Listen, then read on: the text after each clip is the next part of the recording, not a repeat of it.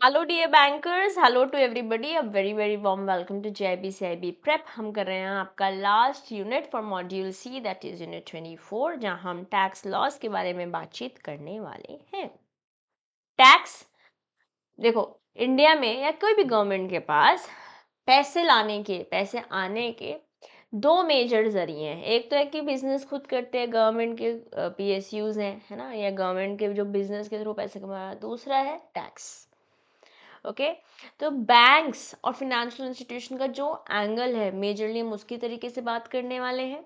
Okay, है ना। और ये समझेंगे कि इनकम टैक्स क्या है, जीएसटी क्या है। ये दो बातें इंपॉर्टेंट है, प्लस सीटीटी पे भी प्रीवियस ईयर्स में क्वेश्चन पूछे गए हैं, हमारे सिलेबस में है, और थोड़ा सा चैप्टर डिटेल्ड है। मेरे साथ एंड तक बने रहिएगा। शुरू करेंगे responsibility of bank of financial institution के साथ। TDS, banks of financial institution को टीडीएस काटना होता है। टीडीएस बोले तो टैक्स डिडक्टेड एट सोर्स, मतलब जिस सोर्स पे पैसे कमाए हैं वहीं पर ही, जिस जिस सोर्स में कमाए हैं, जिसके थ्रू कमाया है, वही काट लेगा। जैसे बैंक ही काट लेगा। जैसे अब सैलरी आती है आपकी, तो एम्प्लॉयर ही आपका टीडीएस काट लेता है। जो टीडीएस आपका काटा है अपने पास नहीं रख लेता है एम्प्लॉयर या बैंक, वो ऑफ कोर्स अथॉरिटीज को जमा कराता है, क्योंकि जीएसटी के प्रोविजंस भी यहाँ पर अप्लाई करते हैं। ओके, इनकम टैक्स बारे में बात करते हैं। टैक्स मैंडेटरी कंट्रीब्यूशन है, जो कि किसी इंडिविजुअल पे, किसी कॉरपोरेशन पे लग जाता है। आपको ये कर देना पड़ता है गवर्नमेंट एंटिटी को। ओके, गवर्नमेंट ऑफ इंडिया को पैसे चाहिए, कंट्री चलानी है, तो ऑफ कोर्स, है ना, वो पैसे कहाँ से आएंगे? दो मेजर तरीके हैं। या तो बिजनेस करेंगे, जैसे railways, Indian oil, BPCL etcetera. दूसरा दूसरा है वर्ल्ड बैंक से लोन भी ले सकते हैं, है ना, इनकम का। और हम इन दोनों को तो नहीं इस चैप्टर में बात करने वाले। इस चैप्टर में, this chapter talks about taxes.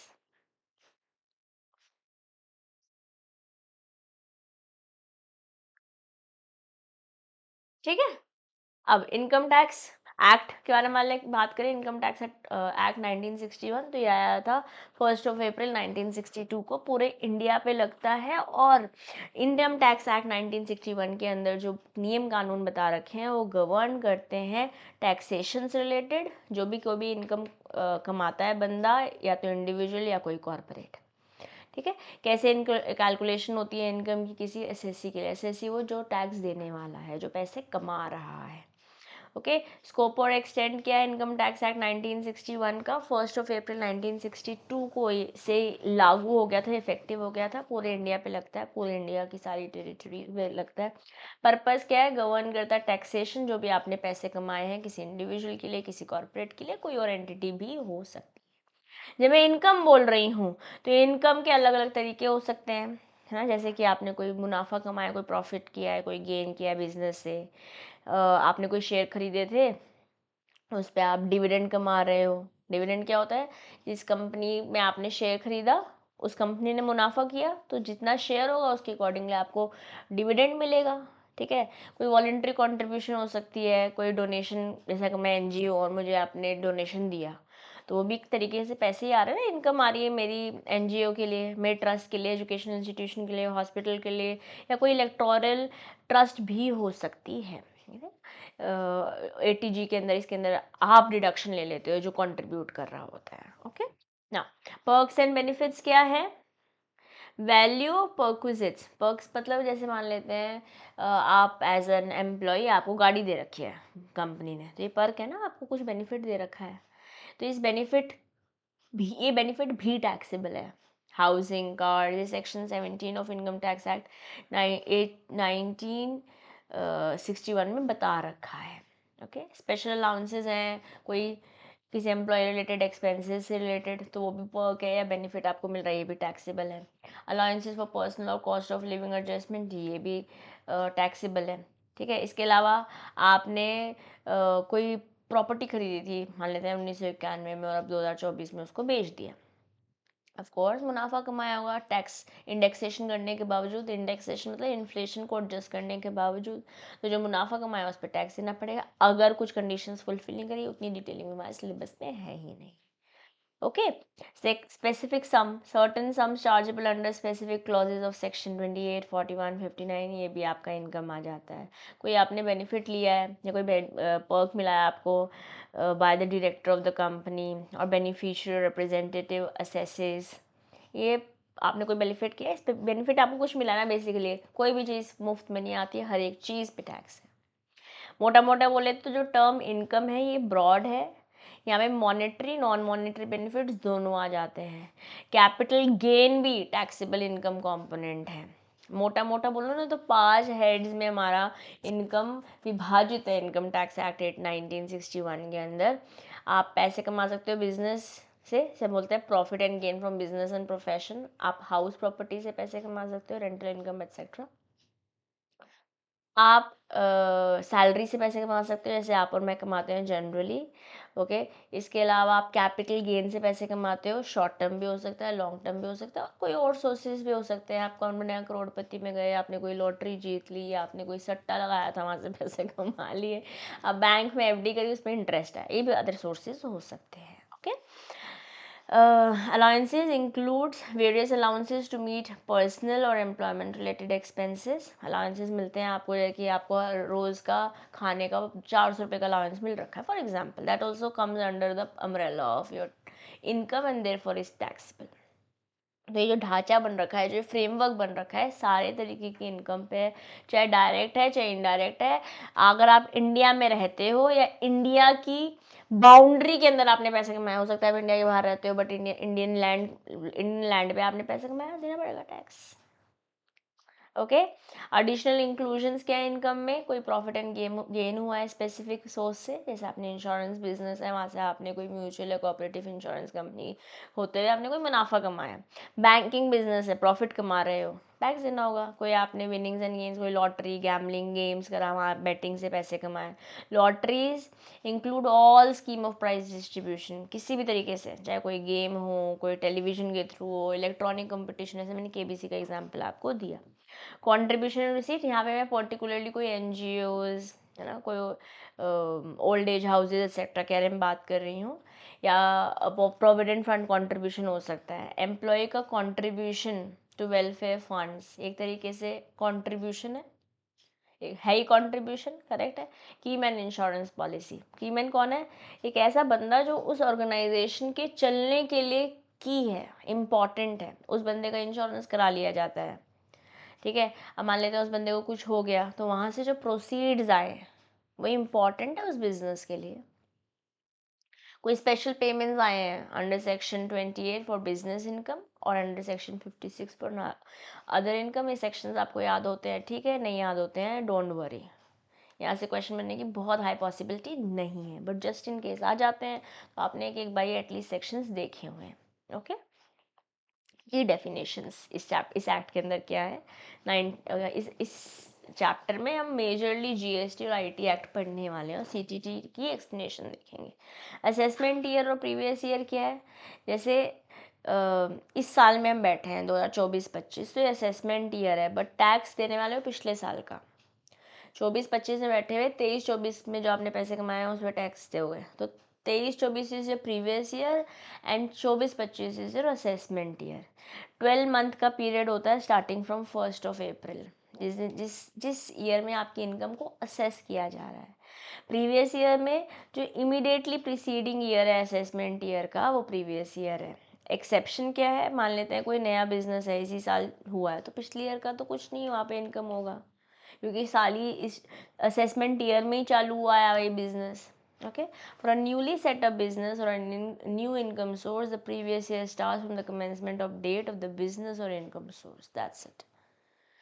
Okay, या मान लेते हैं आप 24-25 में बैठे हैं और बिजनेस चालू किया 1 February 2024, तो 23-24 के असेसमेंट ईयर में तो आया, बट पूरे साल से नहीं होगा। जिस समय से वो बिजनेस चालू हुआ वहाँ से आपने इनकम जो कमाई होगी वो इस असेसमेंट ईयर में आप दोगे, क्योंकि प्रीवियस ईयर में जो कमाया होता है वो इस असेसमेंट ईयर में आप उस पर टैक्स देते हो। असेसी वो बंदा है जो टैक्स देने वाला है, जिसने पैसे कमाए हैं।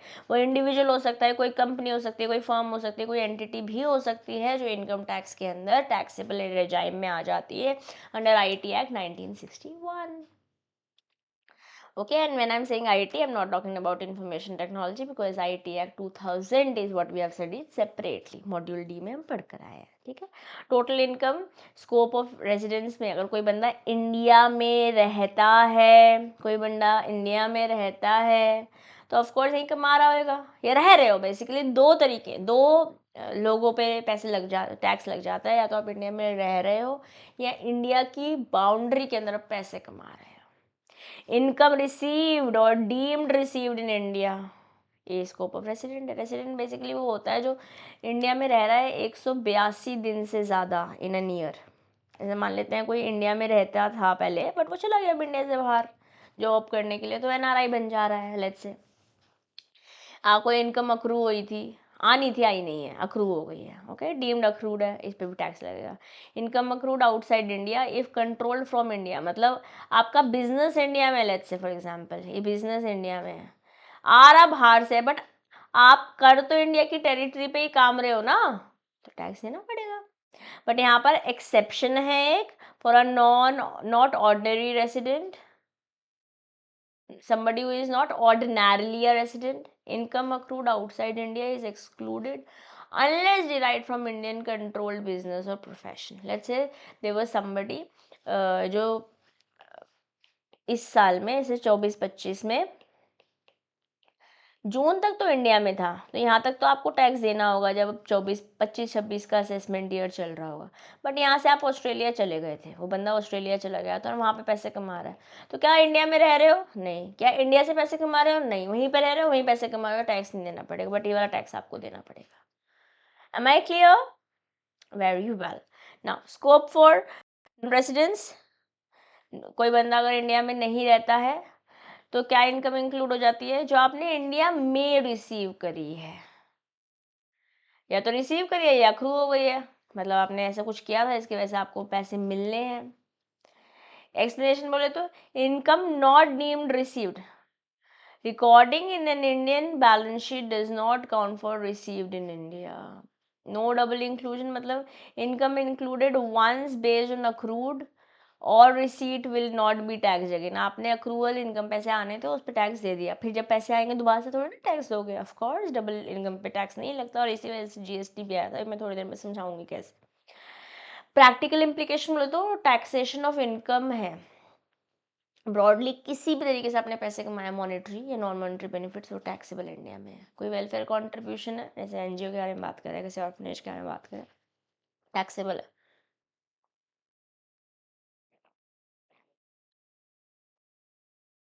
देखो मैं 3 बातें बताती हूँ आपको.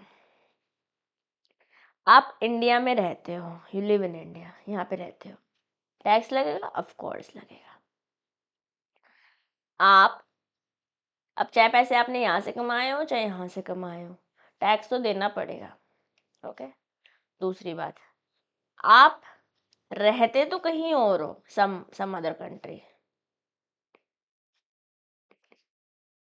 बट आपका एक बिजनेस है यहाँ पर, यहाँ से पैसे कमाया, यहाँ पे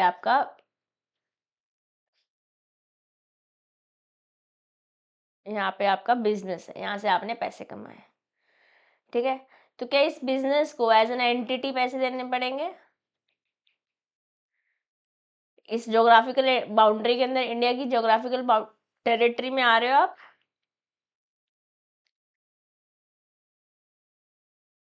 टैक्स देना पड़ेगा, ऑफ कोर्स देना पड़ेगा, इसमें कोई दो राय नहीं है,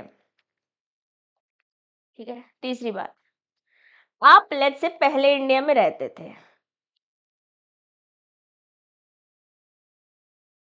आप पहले इंडिया में रहते थे, आप फ्लाइट में बैठे और चल दिए बाहर, अब आप बाहर रहते हो, you live outside, you earn also outside, tax दोगे क्या यहाँ? अब यहाँ पे टैक्स दोगे क्या?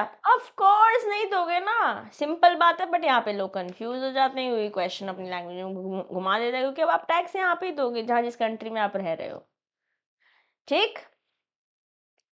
चलिए, residential status based on the day spend in India, एक इंडिविजुअल या फिर कॉर्पोरेट जैसे कंट्रोल या रजिस्टर्ड है उसके हिसाब से जानेंगे कि आप आपका रेसिडेंशियल स्टेटस क्या है, टैक्स ऑन ग्लोबल इनकम, चाहे आप इंडिया में रहते हो, आपने पैसे ऑस्ट्रेलिया से कमाए हैं, अरे इंडिया रहते हो ना, वैसे टैक्स दो। 182 दिन से ज़्यादा।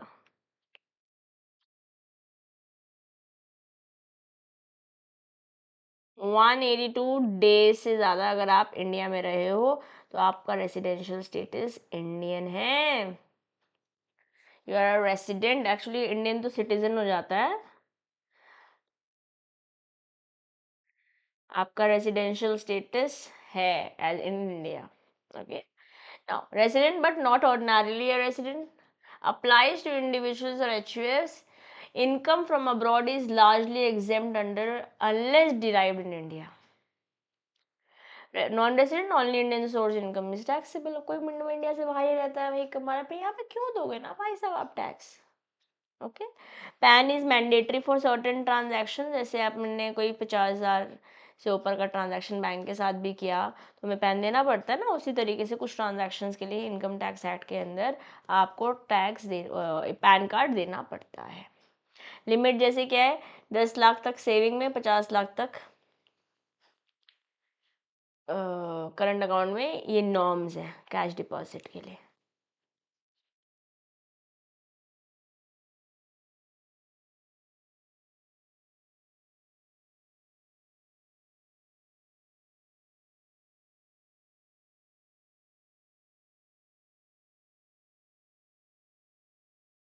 ओके ना, कंप्यूटेशन ऑफ इनकम, जैसे बताया 5 हेड्स हैं अपन के पास, इसके अंदर अंदर आप मोटा मोटा पैसे कमाते हैं हमारी कंट्री में और इस पर टैक्स लगता है।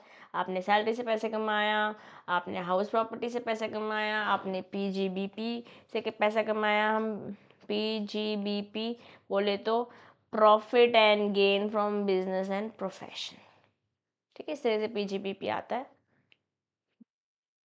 पीजीबीपी आता है। Okay, capital gains, capital gain अपन के पास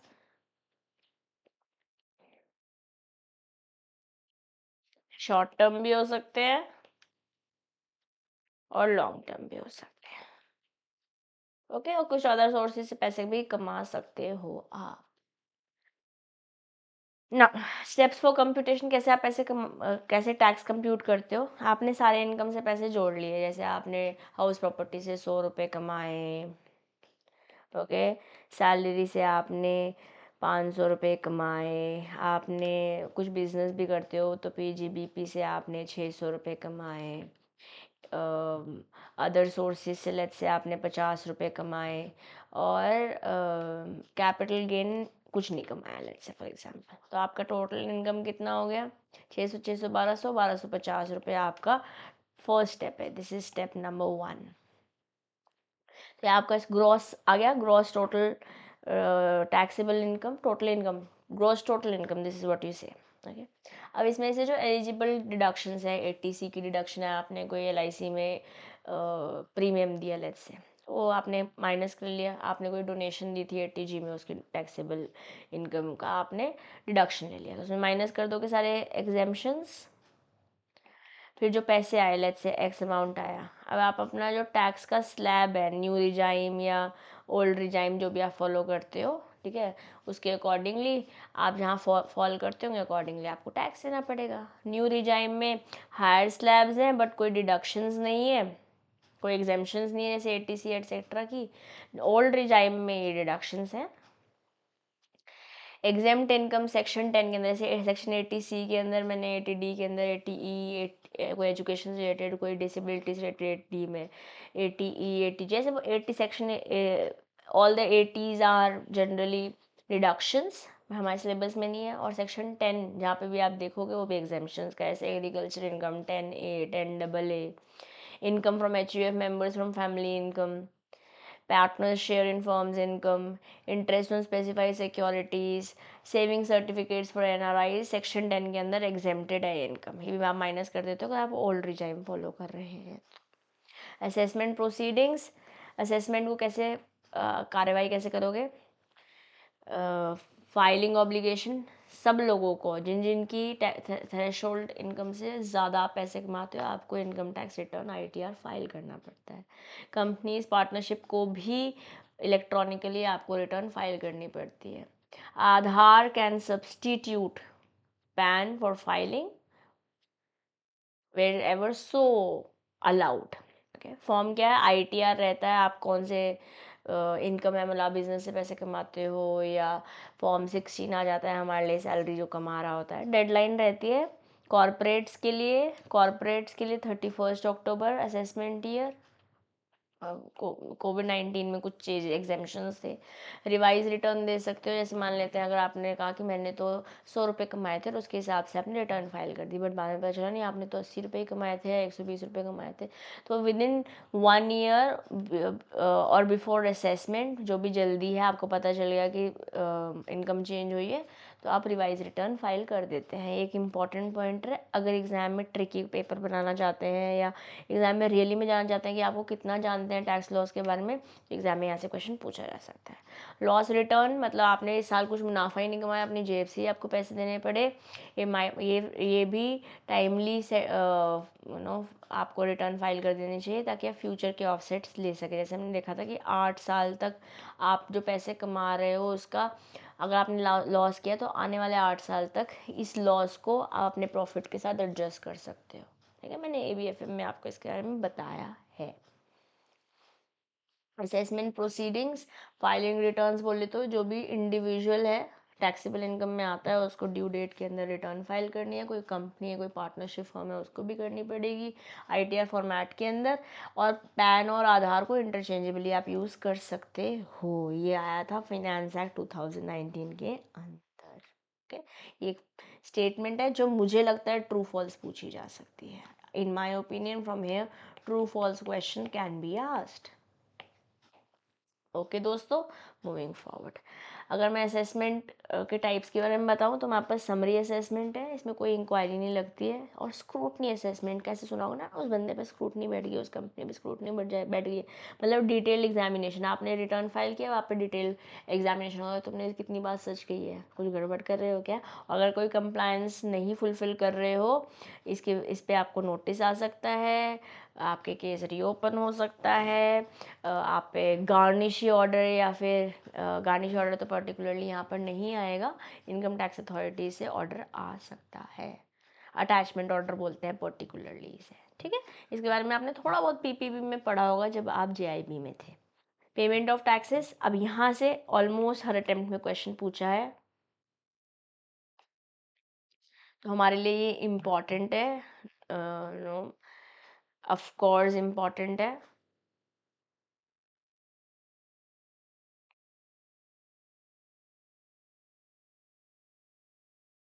पे as you earn mechanism. Okay, तो ये सारे कॉरपोरेट्स पर, कॉरपोरेट एसएससीज पे एप्लीकेबल है, इंडिविजुअल्स पर नहीं है। कितना कितना परसेंट है, this is the most important. 15 जून तक आपको 15% जो भी आपका पैसे कमाए हैं उसका दे देना है। 15 सितंबर तक 45%, 15 दिसंबर तक 75% और 15 मार्च तक 100%। ओके, 15 मार्च तक 100%, very very important. This is a dabba that we need to learn by heart.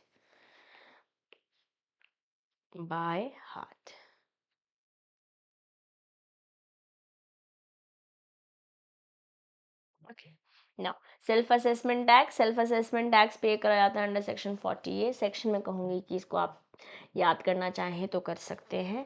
To cover any shortfall, मतलब जैसे मान लेते हैं आपने कहा कि 15% दे रहे हैं हम, जो हमने एडवांस टैक्स जो भी पैसा कमाया उसका, बट पता चल रहा है कि आपने पैसे दिए थे 100 रुपये पे, बट आपने 120 रुपये कमा लिए हैं, तो 20 रुपये पे जो शॉर्टफॉल है इस पे टैक्स आपको पेमेंट करनी पड़ेगी under section 40A। Am I clear. आपने 100 रुपये पे टैक्स दिया था, बट एक्चुअली में एडवांस टैक्स इसने पे दिया था, एडवांस में जो टैक्स दिया था वो 100 रुपये पे दिया था, बट एक्चुअल में जो आपने कमाया वो 120 कमा लिया, तो ये 20 रुपये पे आप टैक्स यहाँ पर देते हो, इसके अंदर देते हो, इस सेक्शन के अंदर। Am I clear to everybody. Okay, अब जैसे मेरे पास टैक्स डिडक्टेड एट सोर्स है, ऐसे हमारे पास, जैसे हमारे पास TDS है, हमारे पास ऐसे ही टैक्स कलेक्टेड एट सोर्स भी है, TCS है। Okay, payment subject to TDS, salaries आती है सेक्शन 192 में, इंटरेस्ट ऑन सिक्योरिटीज आता है सेक्शन 193 में, other payment like rent, contract fees, यहाँ पे भी सेक्शंस दिए हुए हैं। की रिस्पॉन्सिबिलिटी क्या है, जैसे आपने कलेक्ट किया एज एन एम्प्लॉय, आपने टैक्स कलेक्ट किया, ठीक है, तो आपको एक टैन नंबर चाहिए जो फॉर्म 49B के थ्रू आप लेते हो as somebody who is cutting somebody's tax and collecting that tax. Deduct tax at specified rate, जो भी बता रखे हैं इस एक्ट के अंदर, और उसको विद इन स्टिपुलेटेड टाइम, जो भी टाइम लाइन दे रखी है, ऐसा नहीं खाली काटा है, कलेक्ट कर लिया तो जमा भी करना पड़ेगा। और यहाँ पे आपको क्वार्टरली रिटर्न्स फाइल करनी पड़ती है। यहाँ से आया है प्रीवियस ईयर में क्वेश्चन।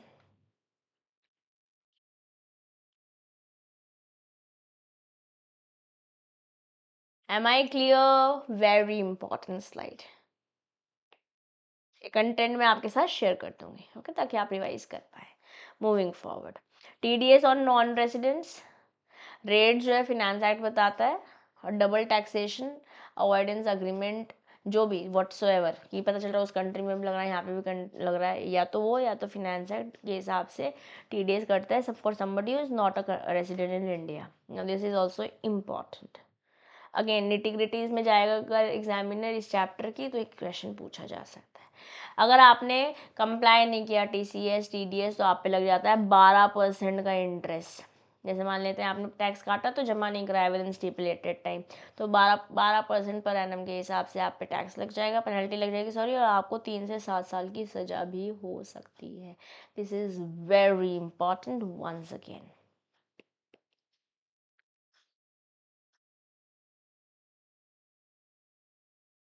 क्योंकि चैप्टर थोड़ा याद करने वाला है, पूरा चैप्टर अच्छा खासा कंटेंट है अपन के पास, ओके, डरानी नहीं, बता रही हूँ।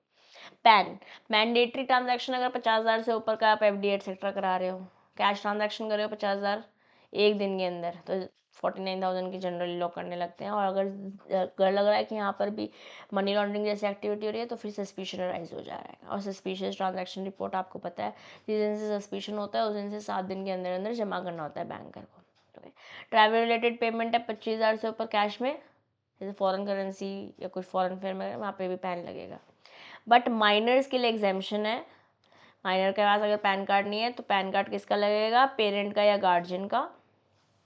if the minor doesn't have a taxable income, form 60 is required if the parent और गार्जियन के पास पैन नहीं है। अब ये एक डेटा है जहाँ से अगर अगेन एप्लीकेशन पे इस क्वेश्चन पूछा जाना, अगर there is scope of question being asked case based, यहाँ से ओके एप्लीकेशन बेस्ड क्वेश्चन यहाँ पे पूछा जा सकता है।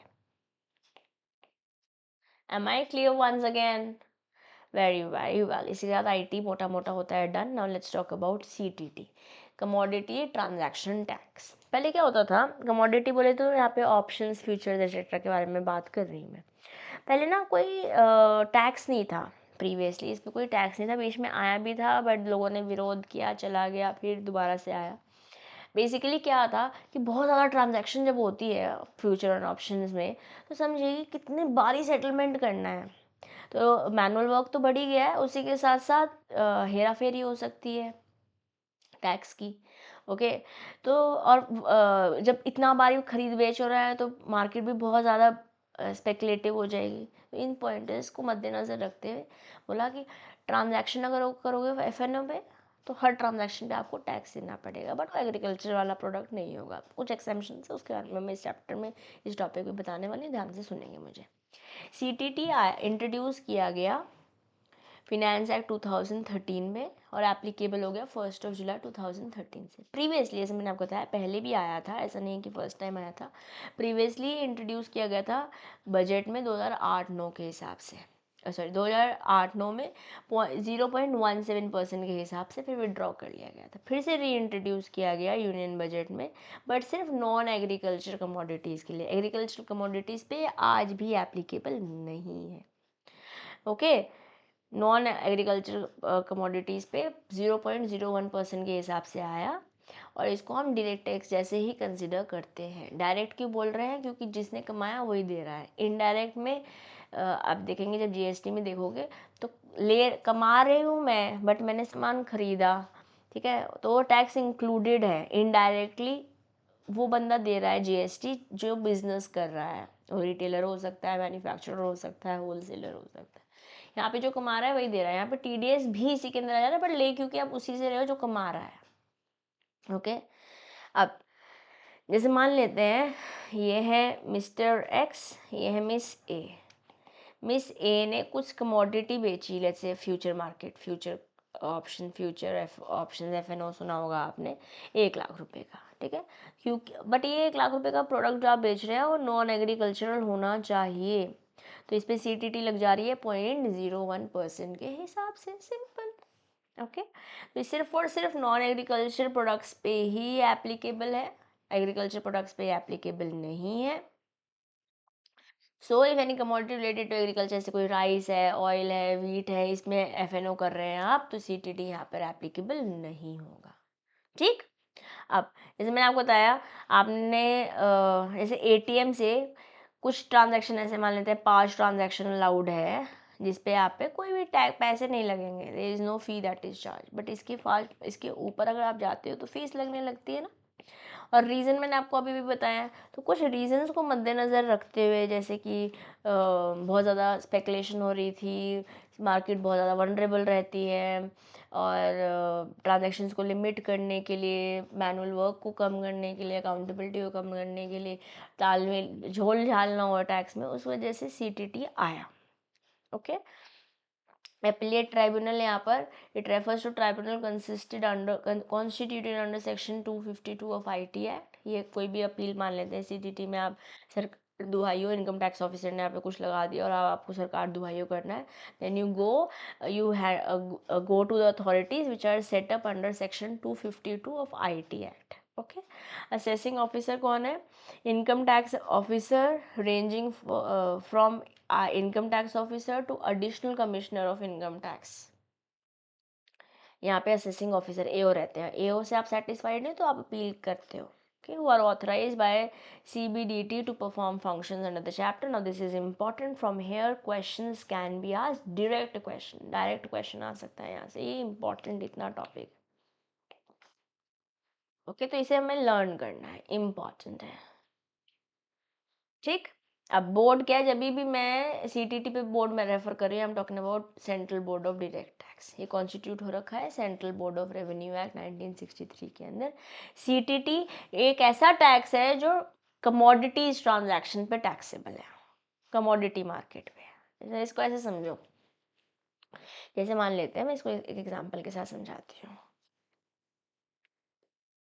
जैसे मैं कॉफ़ी की शौकीन हूँ, okay, I am somebody who is a coffee lover.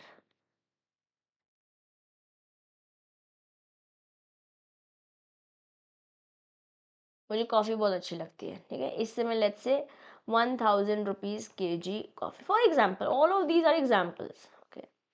अब 1000 रुपये किलो कॉफ़ी है, और ऐसा मार्केट में न्यूज़ है कि आने वाले 3 मंथ्स में ये कॉफ़ी की रेट जो है वो 1200 से 1500 हो जाएगी, ऐसा ऐसा लग रहा है। ओके, तो मैंने कहा कि मुझे तो इतनी पसंद है कॉफ़ी, अगर ये महंगी हो जाएगी तो भैया गड़बड़ हो जाएगी, तो मैंने आज ही की तारीख में 3 महीने बाद की कॉफ़ी बुक कर ली एट रुपीज़ इतना, एट रुपीज़ 1000। ओके, बुक कर ली मैंने, बुकिंग कर ली, एक तरीका है। दूसरा ऑप्शन है, एक तो तरीका है मैंने बुक ही कर लिया, दूसरा है मैंने अपने आप को मैं ऑप्शन में बुक किया, ऑप्शन बुकिंग करी, कि ऐसा है कि अगर 1000 रुपये से ज़्यादा का हो गया कॉफ़ी तो मैं 1000 रुपये में ख़रीद लूँगा, आई विल बाय एट 1000। अगर 1000 रुपये से नीचे में कॉफ़ी हुई का रेट, एक्चुअल प्राइस जो है वो 1000 से नीचे हुआ, तो मैं जो नीचे वाला अमाउंट है वो लूँगा, ये नहीं लूँगा। Am I clear? ये मैंने अपने पास ऑप्शन रखा है, ऐसे ही बाइंग का, ऐसे ही सेलिंग का ऑप्शन होता है। कमोडिटीज़ में हम डील कर रहे हैं और कमोडिटीज़ में CTT लगता है।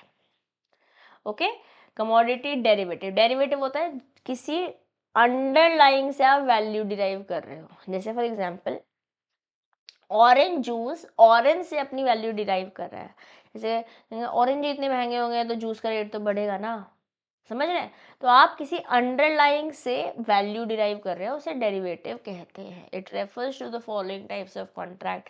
ये डिलीवरी बेस्ड कॉन्ट्रैक्ट्स होते हैं, contracts not classified as ready delivery contracts, contracts for differences, मतलब जो डिफरेंस होगा, आपने 100 पे बुक किया था, 80 है तो 20 रुपये पे ट्रांजैक्शन हम कर लेंगे। ओके, डिराइव फ्रॉम प्राइसेस और indices of prices of underlying asset, जो मैंने बताया आलू हो सकता है, गोभी हो सकता है, कुछ भी हो सकता है। और सीटीटी का एग्रीकल्चर प्रोमोटिविटी पे तो लगता भी नहीं, इस बात को ध्यान भी रखेंगे। Related services are and rights like warehousing and freight. Reference to external factors जैसे कि वेदर इवेंट्स इम्पैक्ट कर सकता है कमोडिटी सेक्टर को ना। और कमोडिटी फ्यूचर्स है, कमोडिटी ऑप्शंस है। ऑप्शंस में तो मैंने बताया मेरे पास ऑप्शन है, मैं खरीदूँ या ना खरीदूँ, पुराने डेट पे खरीदूँ कि नए रेट पे खरीदूँ, ये ऑप्शन है। फ्यूचर में यहाँ पे आपने बुकिंग कर ली, ओके, यहाँ पे अग्रीमेंट कर लिया कि मैं इतने पे स्पेसिफाइड क्वांटिटी खरीदूंगा प्री डिटरमाइंड प्राइस पे एट फ्यूचर डेट। जैसे ट्रेडर ए है, उसको लगता है गोल्ड के प्राइस बढ़ेंगे, ओके, तो ट्रेडर ए ने 10 ग्राम गोल्ड 60,000 पर खरीदने के लिए बोल दिया। 10 ग्राम ऑफ गोल्ड एट ₹60,000 पर 10 ग्राम्स, मतलब एक तोला 60,000 रुपये का है। उन्होंने कहा मैं आज की तारीख में 1 जनवरी को इतने रुपये का गोल्ड खरीदूंगा। यहाँ पे इन्होंने बुकिंग कर ली, ठीक है। तो गोल्ड प्राइस मान लेते हैं 62,000 रुपये हो गया है, तो ट्रेडर ए 2,000 रुपये का प्रॉफिट कमा लेगा, ओके। या तो सेल कर देगा कॉन्ट्रैक्ट, प्रॉफिट कमा लेगा 2,000 रुपये का, या फिर डिलीवरी ले लेगा 60,000 रुपये की गोल्ड की और फिर बेच के फिर पैसे कमा लेगा, अल्टीमेटली पैसे कमा रहा है, ओके। दूसरा है मेरे पास commodity option. Commodity options are financial contracts giving the buyer the right तो मिल रही है इनके पास, बट ऑब्लिगेशन नहीं है, चाहे तो खरीद सकते हैं, नहीं तो ना से। यहाँ पे कॉल हो सकता है, पुट हो सकता है। कॉल होता है फॉर बाइंग और पुट होता है फॉर सेलिंग। बहुत इंटरेस्टिंग टॉपिक है, बट हमारे सिलेबस में इतना डिटेल में एफएम में नहीं है, हम एफएम में पढ़ते होते थे ये टॉपिक जब I was doing my CM में, ओके। कॉल ऑप्शन बोले तो let's say trader B believes the price of silver will rise, तो उसने बाय कर लिया, कॉल ऑप्शन ले लिया कि 1 किलो सिल्वर वो 70,000 रुपये खरीदेगा, स्ट्राइक प्राइस है 70,000, और 1,000 रुपये का प्रीमियम ले लिया, विद 31 मार्च को एग्जीक्यूट करेगा। मान लेते हैं प्राइस 70,000 की जगह 75,000 हो जा रहा है, लेट्स से प्राइस जो है वो राइज हो गया, तो यहाँ पर बी के पास एक ऑप्शन है कि वो 70,000 में खरीद ले, या तो प्रॉफिट कमा ले डायरेक्टली 5,000 रुपये का, और 1,000 रुपये का प्रीमियम 4,000 रुपीज़ का। और मान लेते हैं प्राइस जो है 68,000 का हो गया, तो बोलेगा ना मुझे तो ऑप्शन एक्सरसाइज ही नहीं करना, बस 1,000 रुपये का जो जिस पे बुकिंग करी थी प्रीमियम पे ओके किया था, ये प्रीमियम प्राइस को कंसिडरेशन लेना पड़ेगा, चलो हम पढ़ रहे हैं, प्रीमियम देके बात खत्म करेगा, ओके। ऐसे में हमारे पास सेल या पुट ऑप्शन है। जैसे ट्रेडर भी है, उसको लगता है कि प्राइस जो है बढ़ने वाले हैं,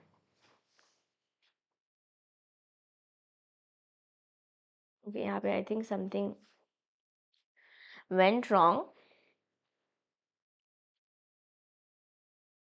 okay, just let me give me a moment, या इसको मैं ले लेते हैं।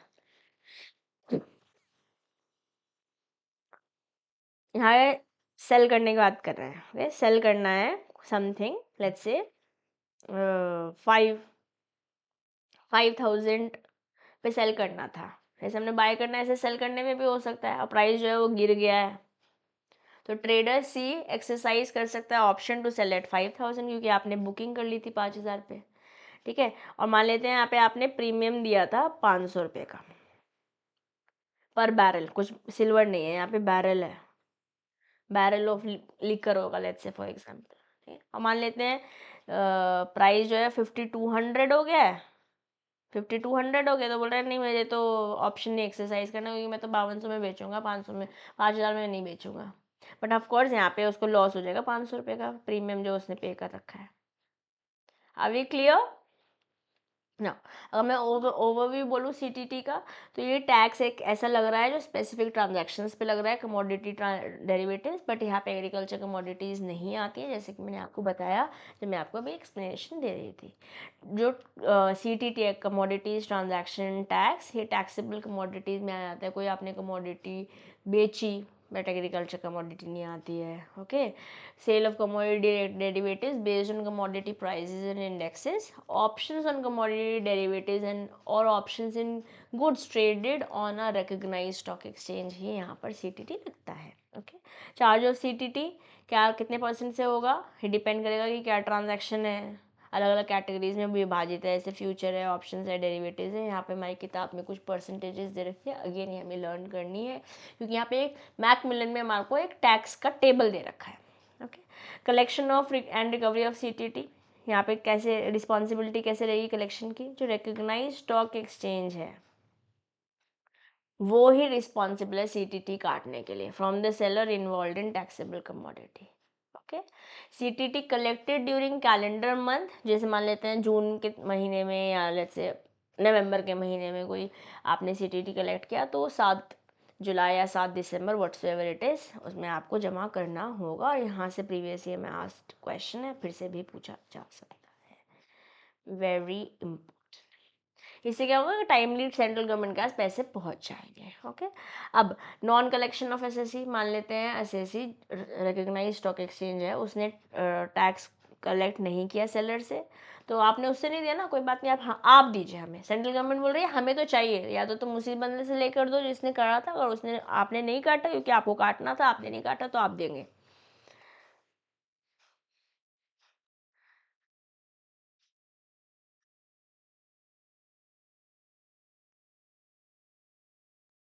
Am I clear, guys? Very important, very, very important. This is. Take a note of this.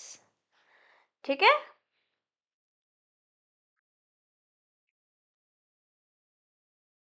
चलिए एग्जाम्पल ऑफ सीटीडी एप्लीकेशन, एक सिनारियो लेते हैं, सेल ऑफ कमोडिटी डेरिवेटिव। मान लेते हैं एक है, ट्रेडर है जो बेच रहा है क्रूड ऑयल का फ्यूचर्स एक रिकॉग्नाइज्ड स्टॉक एक्सचेंज में। सीटीटी जो लग रहा है एप्लीकेबल रेट पे is ₹1,00,000 of transaction value. Okay, the stock exchange collects the CTT from seller and deposited. कोई टेंशन नहीं, अगर डिपॉजिट नहीं किया तो आपको क्या देना पड़ेगा, जो पैसे देने थे बंदे को वो आप दोगे। आप कौन, stock exchange. Sale of options in goods, जैसे एक ट्रेडर है, give me a moment guys.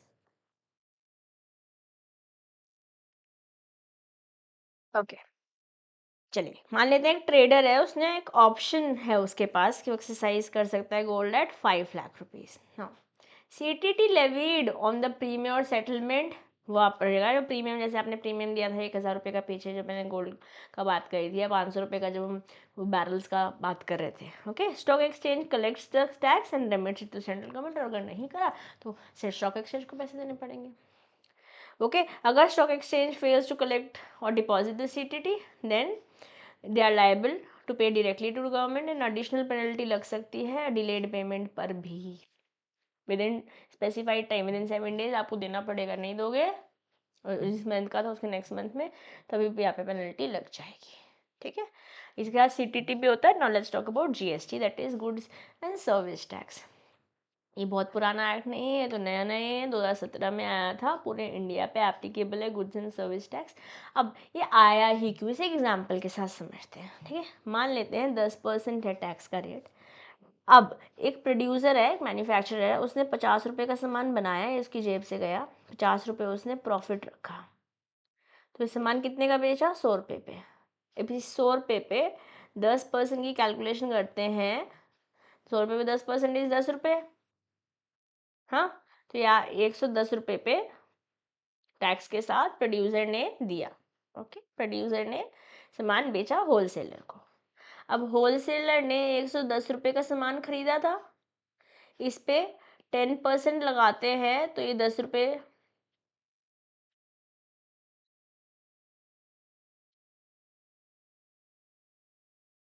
Okay, sorry guys.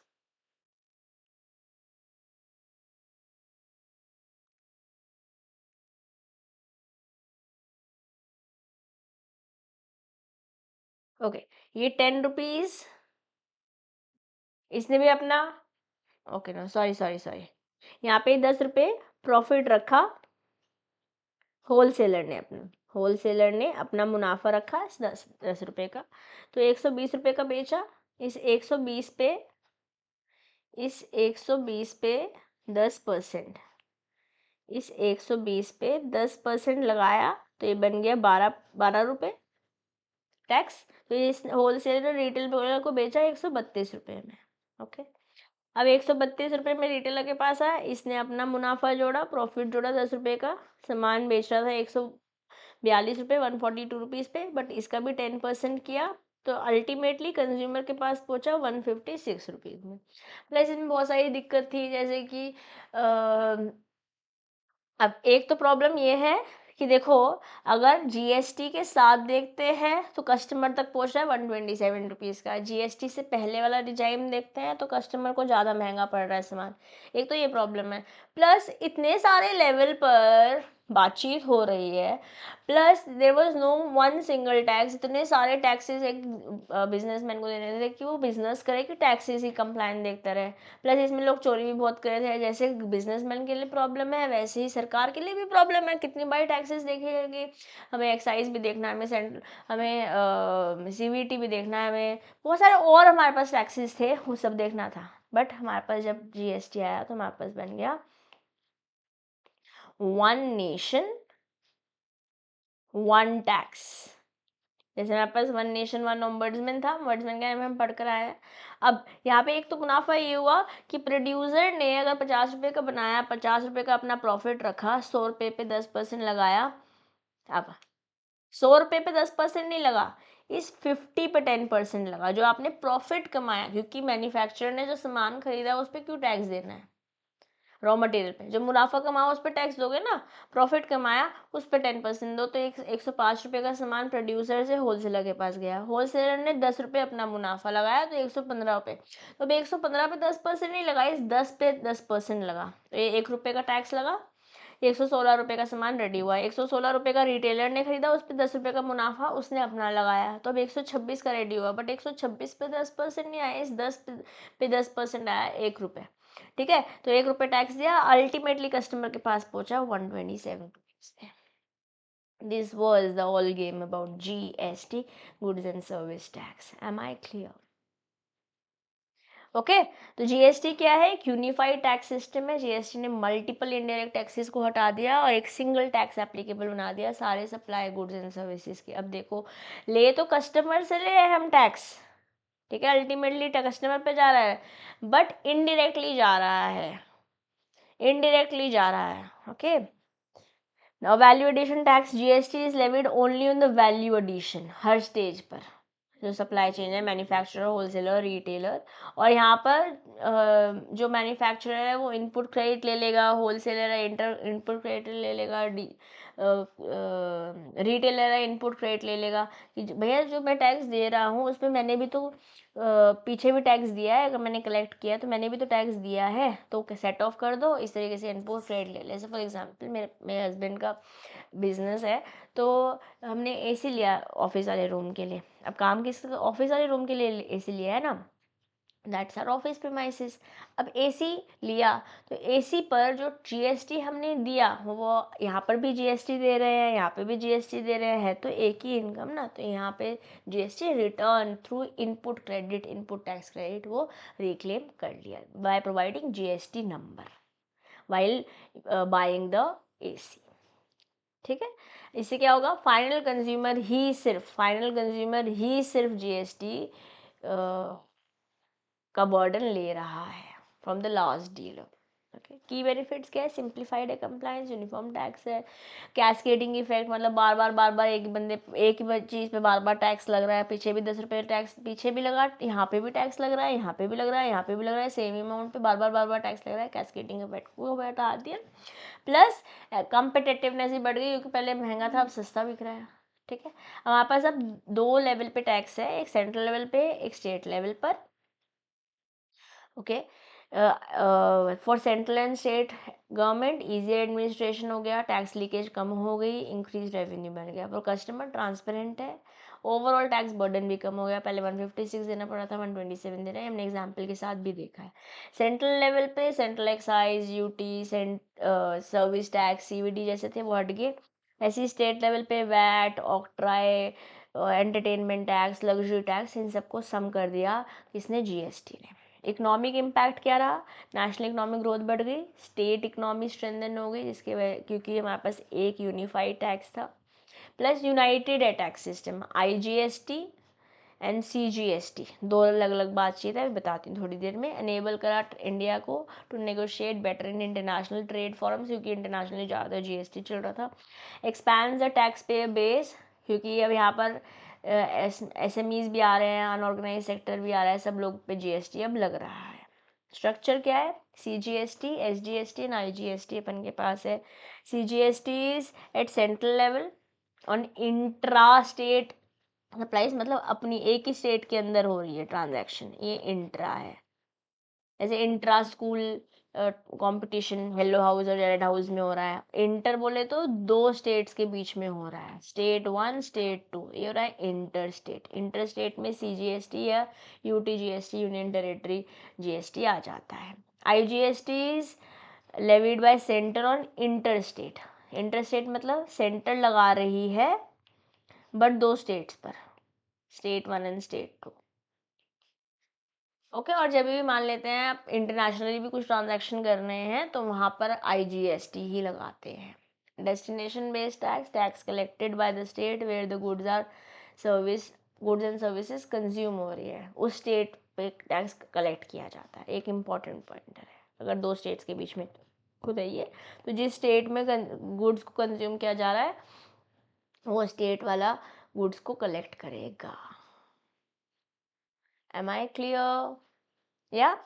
Now, import in GST regime, ये IGST बता रखा है यहाँ पे। Service is considered as imported अगर इंडिया के बाहर से सप्लायर है, रेसिपिएंट इंडिया का है, तो प्लेस ऑफ सप्लाई क्योंकि इंडिया है इसलिए IGST लग जाएगा। डेस्टिनेशन बेस्ड है ना,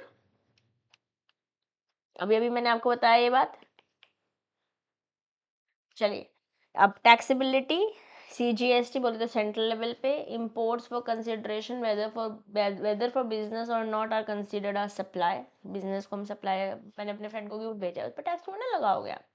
imports without consideration are generally not considered as supply unless transaction जो है रिलेटेड पर्सन में शेड्यूलर में बता रखा है, रिलेटेड पर्सन बता रखे हैं, कोई मेरी बहन, मेरा भाई, मेरी मम्मी, मेरे पापा, ये सब रिलेटेड पर्सन में आ जाते हैं। Okay, related person transaction, import of services for related or distinct person for business purposes is treated as supply even if without consideration, चाहे कुछ रिटर्न भी नहीं मिल रहा हो तभी भी हम उसको IGST रिजाइम में ले लेंगे। ओके, कुछ स्पेसिफाइड पर्सन, डिटेल में अगेन हम जाएंगे नहीं। सारी सर्विसेज जो कि 1 जुलाई 2017 को या उसके बाद हुई है वो IGST लगाएंगे इंटरनेशनली अगर हो रही है तो।